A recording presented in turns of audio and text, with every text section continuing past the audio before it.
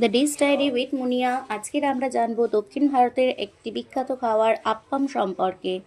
আপ্পাম দক্ষিণ ভারতে মূলত কেরালা ও তামিলনাড়ু এবং শ্রীলঙ্কার একটি ঐতিহ্যবাহী প্রাতরাশ বা রাতের খাবার, যা গাজানো চালের গুঁড়ো এবং নারকেলের দুধ দিয়ে তৈরি করা হয়। এটি মূলত দক্ষিণ ভারতীয় উপকূলীয় অঞ্চল থেকে উদ্ভূত হয়েছে বলেই মনে করা হয়।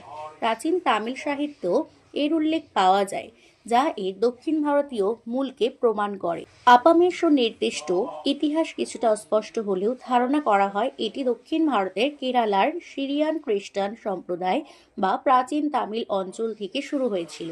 ঐতিহাসিক গিল মার্কস এর মতে এটি দক্ষিণ ভারতের সুদূর প্রান্ত থেকে এসেছে।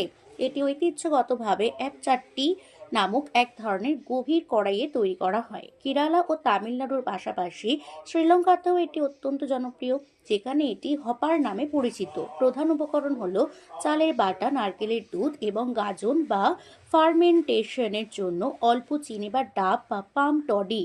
এর বাইরের অংশ পাতলা ও মচমচে এবং মাঝের অংশ নরম ও তুলতুলে হয়, যা সাধারণত স্টু, নারকেলের দুধ বা চাটনির সাথে পরিবেশন করা হয়। Thank you.